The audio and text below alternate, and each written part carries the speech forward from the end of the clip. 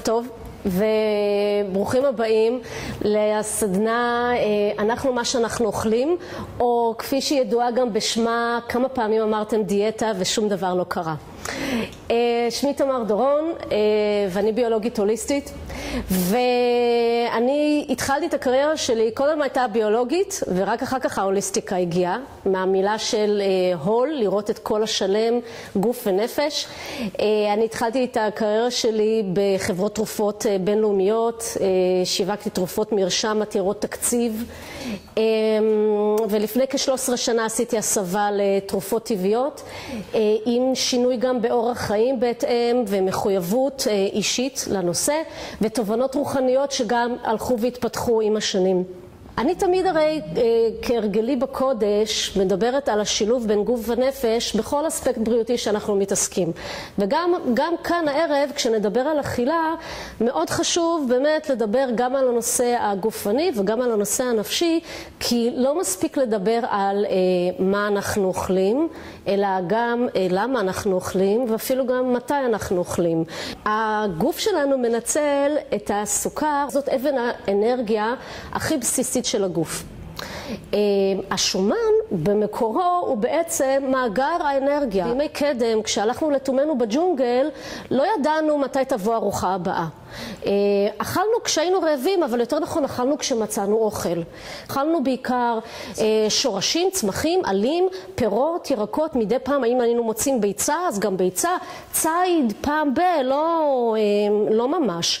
אז האדם אכל כמויות קטנות ולא באופן סדיר, והפיזיולוגיה שלנו בעצם נשארה זהה. מבחינה גנטית אנחנו זהים לאדם הקדמון. הגוף שלנו למעשה לא ערוך לכמויות מזון גדולות ובבת אחת. כל המערכות שלנו נכנסות לסטרס למעשה כשאנחנו אוכלים כמות גדולה. הגוף באופן בריא יודע לפנות את הגלוקוז מהדם ולהכניס אותו לתאים כדי שהם יוכלו להשתמש בו. זה באופן תקין, ככה צריך לקרות. אותו דבר גם עם שומנים. אז מה בעצם קורה פה? למה יש כאן תקלות? למעשה בגוף יש לנו 3 מאגרי שומן. 2 מהם זמינים יחסית, המאגר הזמין והמאגר המבני, שאם אני מדמה אותם לתוכניות בבנק, זה העו"ש שלי והפקם, שהם יחסית זמינים.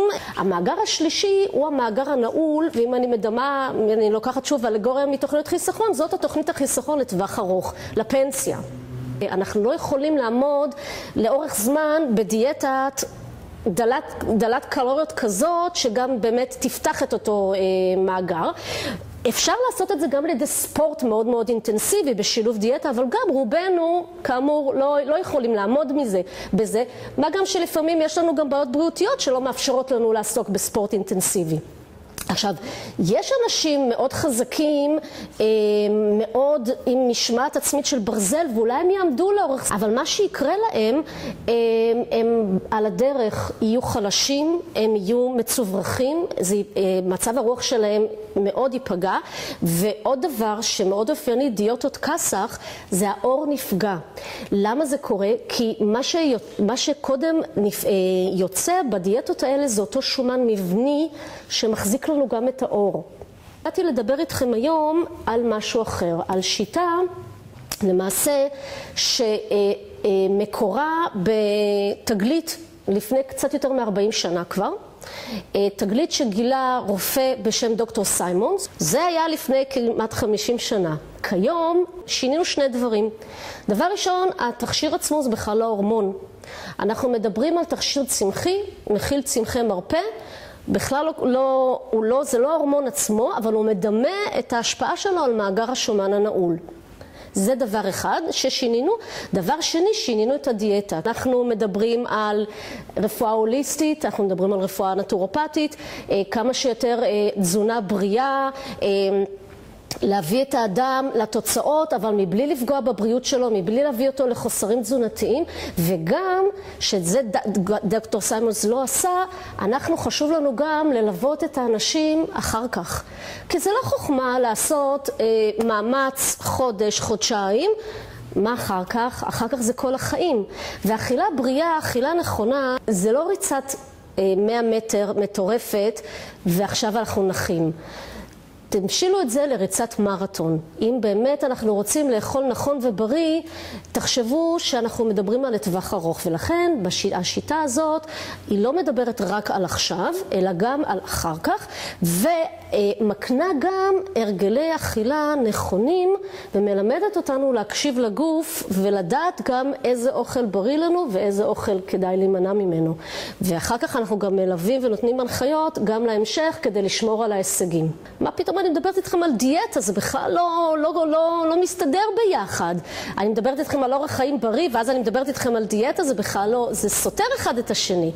אז זהו, שלפעמים צריך לתת לגוף מעין התחול מחדש, מעין ריסט, כדי לאפשר לו לחזור חזרה לאותו ויסות מטאבולי תקין שהיה לפני שהתחילו תהליכי ההשמנה, ואז להתחיל מחדש. אם שומעים את התהליך, או בכלל ששומעים על מה שאני מדברת על אכילה בריאה, אומרים לי, בטח ובטח אם אנחנו מדברים על התהליך הזה, לא, אני לא אצליח לעמוד בזה. אז סליחה, אתם הרבה יותר חזקים ממה שנדמה לכם. למעשה, המוח שלנו הוא גם איבר שאפשר לאמן אותו. עכשיו, זה לא קל. זה דורש עבודה, אבל זה אפשרי. אנחנו מייחסים לכל דבר בחיים שלנו את המשמעות שאנחנו נותנים. ופה זה הבחירה בעצם האמיתית שלנו בחיים. ואם אנחנו נבחר בדרך חיים בריאה, ואם אנחנו נבחר למצוא משהו אחר בחיים שגורם לנו הנאה ולא אוכל, ואם אנחנו נפעל מתוך אהבה עצמית, מתוך ערך עצמי, אז אנחנו גם לא נצטרך את זה. אז תעשו טובה לעצמכם ותתחילו את הבריאות שלכם כבר היום וכבר עכשיו. וואו, זה... תודה רבה.